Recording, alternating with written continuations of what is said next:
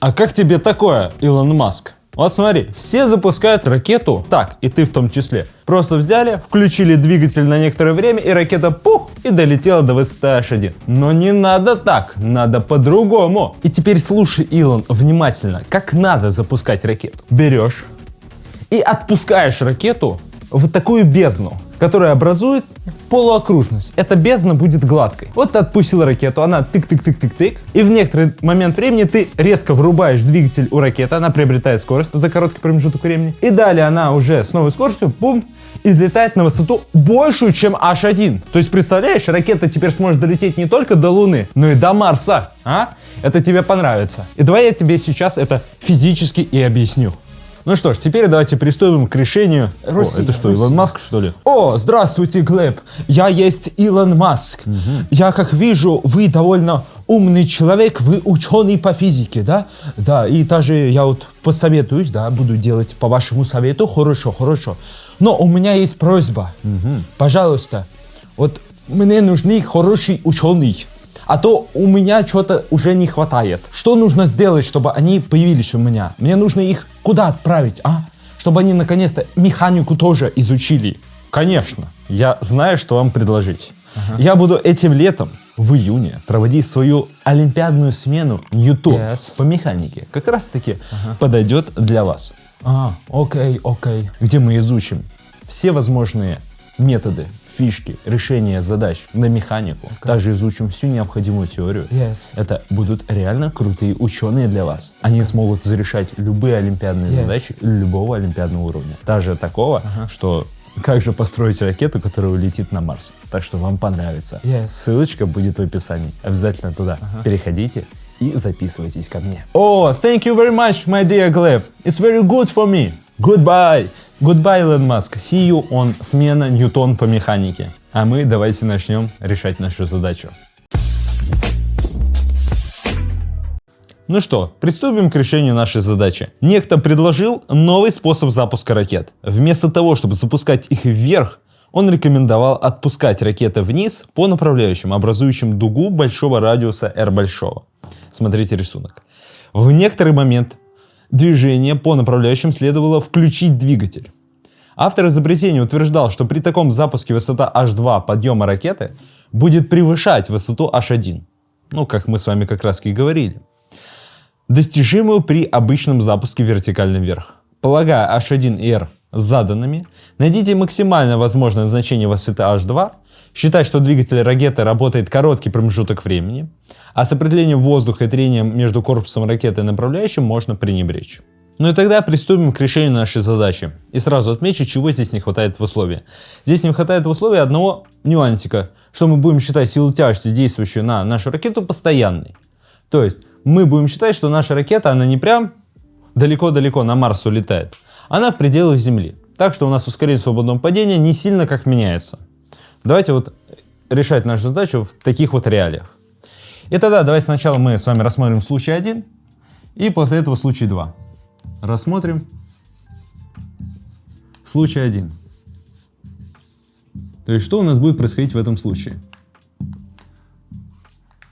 Как вы понимаете, тогда у нас просто берет ракета, она резко приобретает скорость с помощью этого как раз двигателя, который будет работать в течение маленького промежутка времени тау, и потом начинает лететь. То есть, давайте попробую я это изобразить. То есть, это получается так. Сначала у нас располагается ракета.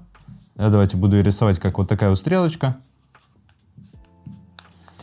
Потом включаю двигатель, вкл двигатель, вкл двигатель.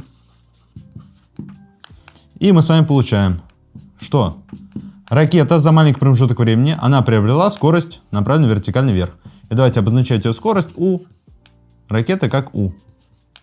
Вот приобрела скорость у маленький вектор. Ну и следовательно тогда у нас и получается, как будет происходить наше движение. Вот наша сначала ракета, да, она у меня всегда разных будет размеров. У нее начальная скорость у маленький вектор. И после этого она тык-тык-тык-тык-тык-тык-тык-тык. И достигает здесь наивысшей точки, которая будет располагаться на высоте H1. Здесь у нас будет происходить остановка. Остановка. Ну и вместе с этим давайте мы с вами отметим здесь высоту H1. Здесь у нас будет H1. Отлично. Что мы можем тогда здесь говорить? Ну, смотрите, по мере движения нашей ракеты, здесь уже наш двигатель, он отключился. То есть уже двигатель откл. Можно даже написать откл. Двигатель. Двиг.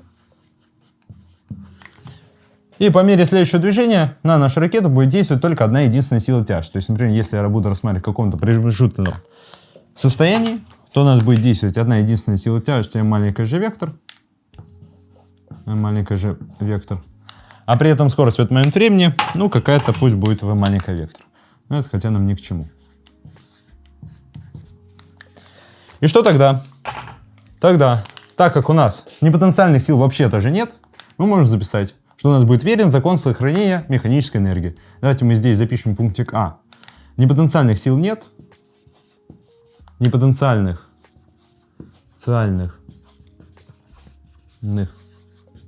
сил нет. Следовательно, работа непотенциальных сил у нас будет равна нулю. То, что у нас двигатель работал только в течение маленького промежутка времени тау. То есть здесь у нас прошло время тау. Время тау. Оно довольно малое. То есть оно много меньше, чем как раз время, которое мы с вами затратим до подъема до максимальной высоты. Итак, по маленькой пишем по закону сохранения механической энергии. По закону сохранения механической энергии.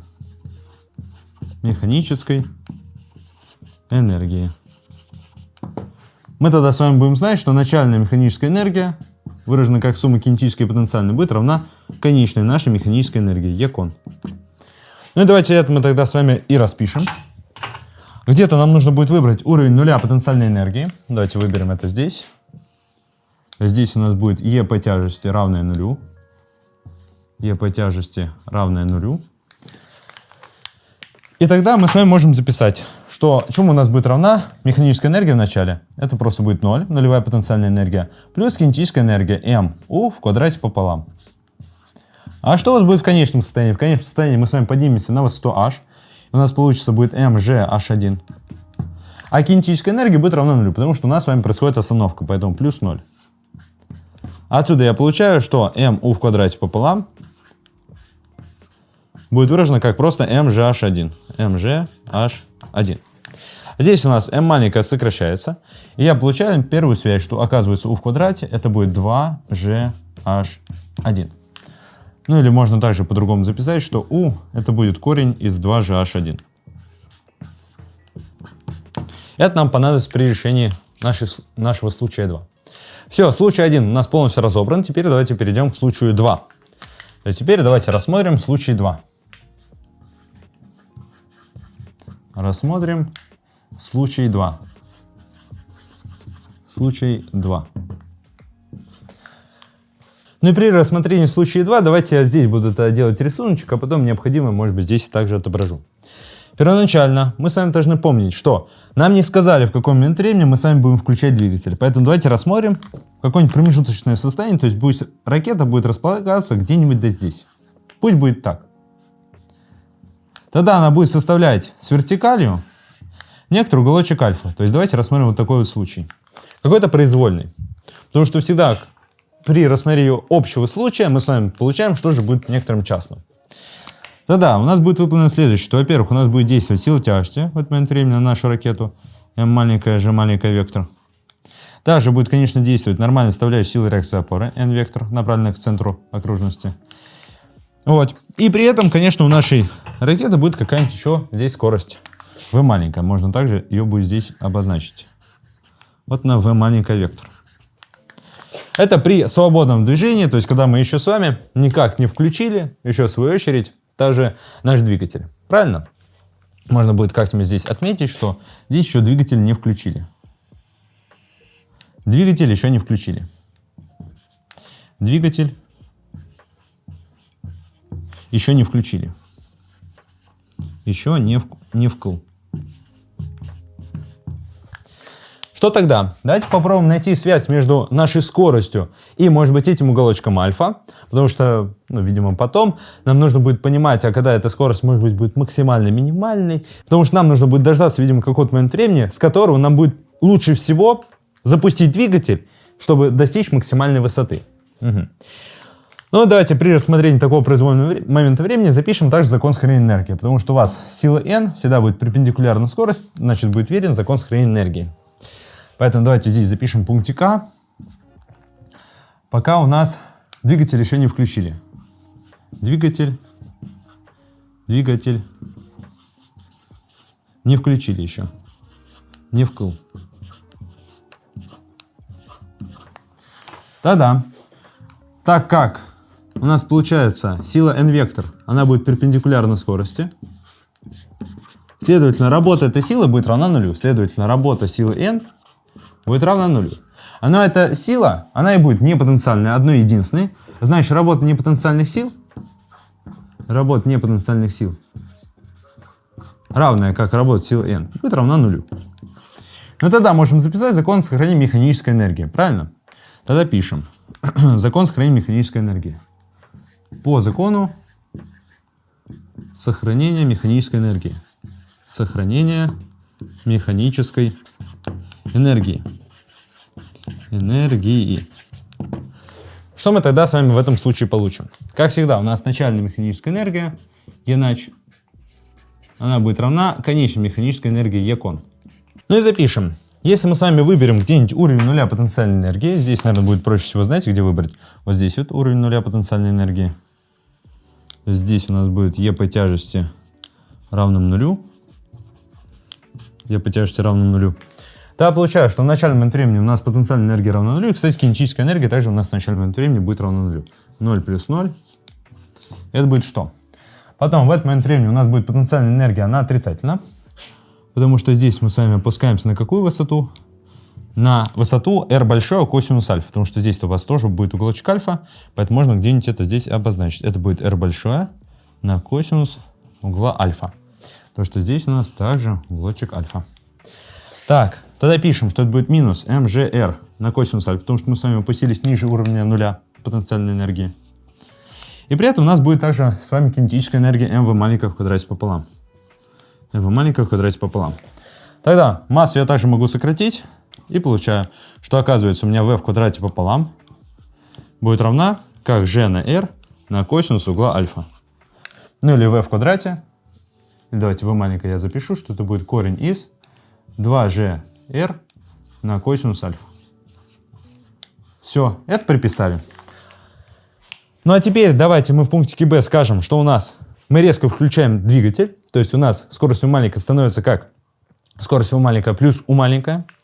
Давайте это мы себе тогда в пунктике b отметим. Пунктик b. Вкл двигатель. Вкл двигатель.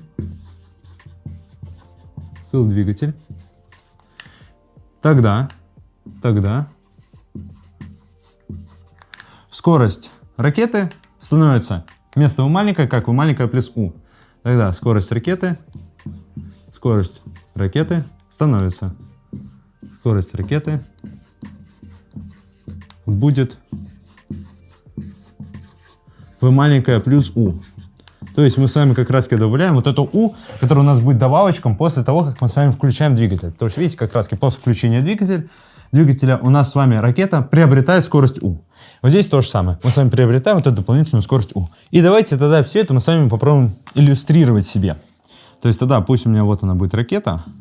И до включения двигателя она будет иметь скорость v маленькая.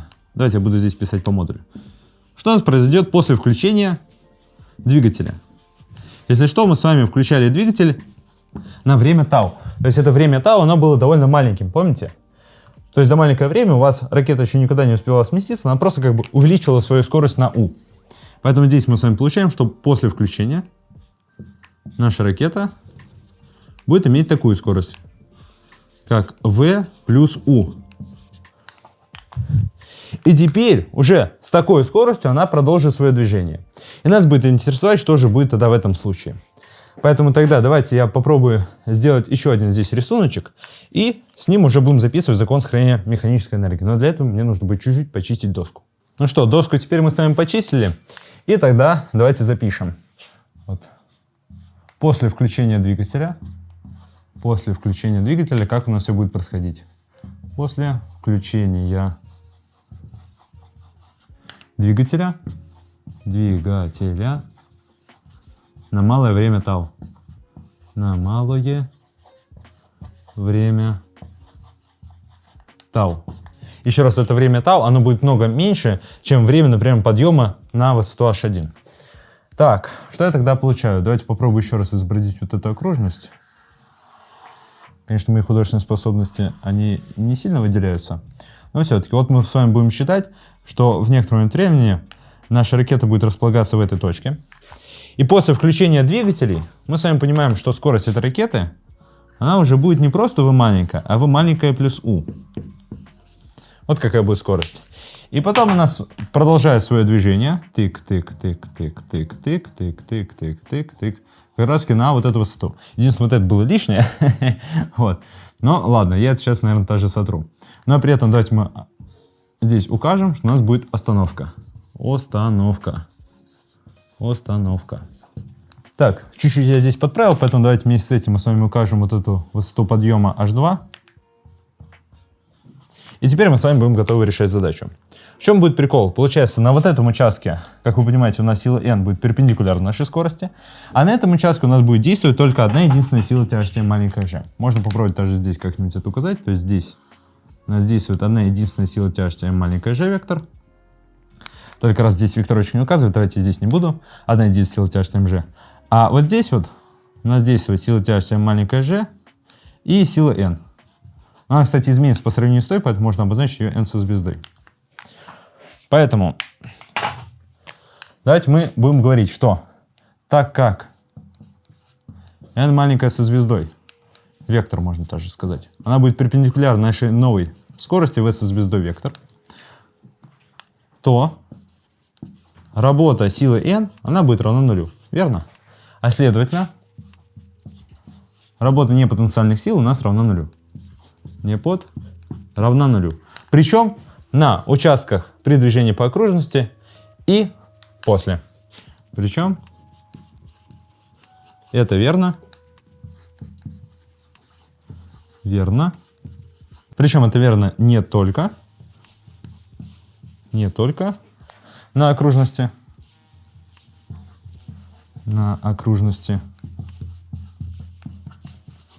но и при дальнейшем движении, ну и при свободном полете, ну и дальше, ну и при дальнейшем движении.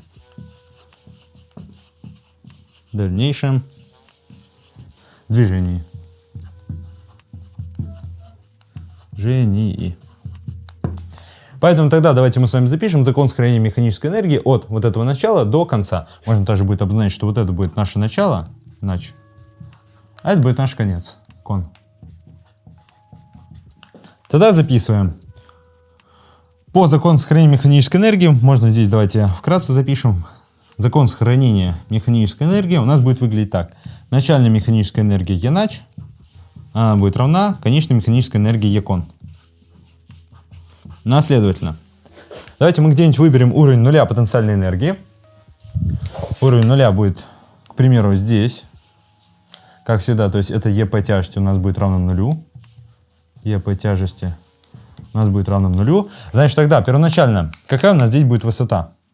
Ну, как вы помните, я обозначил, что здесь у нас уголочек альфа, а значит, тогда первоначально наша высота это будет r на косинус альфа. Но если я так опущу перпендикуляр, значит, вот эта высота это будет r на косинус угла альфа. r на косинус альфа. Ага. Значит, вначале у нас будет минус mgr на косинус альфа, минус mgr на косинус угла альфа, плюс кинетическая энергия плюс m маленькая на v маленькая плюс u в квадрате пополам. И это будет равняться тому, что будет в самом конце. В конце у нас будет с вами остановка, но при этом мы с вами поднимемся на высоту h2. То есть это будет просто mgh2 и плюс 0. Потому что никакой кинетической энергии не будет. Массу тогда мы с вами можем сократить, она нам здесь не к чему. И получаю следующее, что оказывается gh2 у нас будет выражено как минус gr на косинус альфа и плюс v плюс u в квадрате пополам. v плюс u в квадрате пополам. Теперь давайте мы с вами попробуем домножить на двоечку и при этом давайте раскроем скобочки. Что ж тогда мы с вами получим? Может быть, попробуем это другим-то цветом пописать. Следовательно, после домножения на двоечку я получаю, что это будет g на h2, только здесь будет 2g на h2 плюс r косинус альфа. Это будет просто v маленькая плюс u в квадрате. Тебе остается чисто математика, нам остается раскрыть вот это значение. Так, v маленькая в квадрате плюс 2v маленькая на u плюс u в квадрате. Это будет то самое значение g на двоечку и на h2 плюс r косинус альфа. r косинус альфа. Здесь давайте вместе с этим мы с вами вспомним, что v маленькая в квадрате это просто будет 2g r косинус альфа. u в квадрате мы тоже с вами знаем. И тогда остается подставить, чтобы было покрасивее. Получаем, что это будет 2g r косинус альфа плюс 2vu. Давайте здесь, наверное, мы подставим, да? Или ладно. Давайте пока просто оставлю vu. И плюс u в квадрате, подставляю u в квадрате, это у нас просто будет 2gh1. Это будет выражено как 2g на h2 плюс r косинус альфа. Только давайте вот так вот подставлю 2g r косинус альфа. И тогда мы с вами видим, что r косинус альфа у нас благополучно сокращается. То есть оно нам будет ни к чему. Тын, тын. И остается напрямую выражение для h2. То есть, следовательно, как у нас будет выражаться h2? h2 будет как? Делим на 2g, то есть это будет просто h1. И при этом плюс 2 деленное на 2g. 2 деленное на 2g на произведение v на u. v на u. Ну, двоечку тоже до свидания. И получается это просто vu деленное на g. Верно? Давайте вот также здесь припишем. h1 плюс vu деленное на g. В чем здесь главный прикол? В том, что у вас же h1 это постоянная величина. То есть это какая-то фиксированная величина. u это тоже фиксированная величина. g это тоже фиксированная величина. Почему u фиксирована? То, что вот мы ее с вами выражали как раз через высоту h1. Это у нас было здесь 2gh1. Поэтому она фиксирована. Ну или по-другому, если объяснить, то у вас двигатель всегда будет увеличивать вашу скорость как раз на это значение u. У вас может меняться только v маленькая, потому что v маленькая зависит от этого уголка альфа. Видите? От этого уголка альфа у вас зависит v маленькая. Значит, тогда мы с вами видим, что вот эта высота h2 она будет максимальной при условии, что v маленькая будет максимальна. То есть можно будет записать, следовательно, h2 равна h2 max причем, если наша скорость будет максимальна, при v маленькая равной v максимальная. А значит, остается понять, а когда же наша скорость будет максимальна. Ну, давайте я там чуть-чуть все это сотру, и мы с вами получим тогда наш заветный ответ. Все, давайте допишем наш финал, и Илон Маск будет тогда радоваться. Поехали. Когда у нас будет скорость равна максимальной скорости? Мы с вами вспомним, что v маленькая, это будет что? Это будет корень из 2gr на косинус угла альфа. У нас меняется только угол альфа, значит у нас будет меняться только косинус. Значит наша скорость будет максимальной, когда будет косинус максимален, верно? Потому что gr это просто какая-то постоянная величина. Ну а когда наш косинус будет максимальный, когда он будет равен единице. Следовательно, v максимальная, v max, у нас будет равня как корень из 2gr большое. То, что, ребят, запомните, что косинус угла альфа, он у нас в данном случае всегда будет меньше единицы, ну или меньше либо равен единице. А значит, наша скорость всегда будет меньше либо равна, чем вот это значение.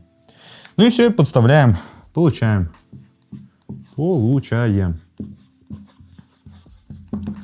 Подставляем туда, у нас выходит следующее, что h2, это будет высота h1 плюс корень из 2gh1, это наша скорость u была, и помножить на корень из 2gr. 2gr. И тогда получаем, что высота h2 будет выражена как h1 плюс 2 у нас выносится. Это будет 2. g у нас тоже выносится. Правильно, только я еще забыл поделить на g. Здесь мы с вами делим на g. Получается здесь g делим на g. И остается просто под корешком h1 помноженное на r. H1 помноженное на R. Все, ответ. H2 это будет как H1 плюс 2 на корень из произведения H1 на R. Это будет наш ответ. И как видите, правда, вот эта максимальная высота подъема, она будет, конечно, больше, чем высота H1 на вот это значение. При этом у вас вот этот радиус R большой, он должен быть соразмерен нашей высоте H1. И тогда это произведение будет каким-то довольно большим, ну или просто соразмерно высоте H1, и тогда и реально мы будем прям, можно считать, в 2 раза выше, чем H1 и так далее. Все будет зависеть от того, какой здесь будет радиус. Так что, Илон Маск, я думаю, теперь ты понял, как нужно запускать ракеты. Я тебе это полностью физически показал.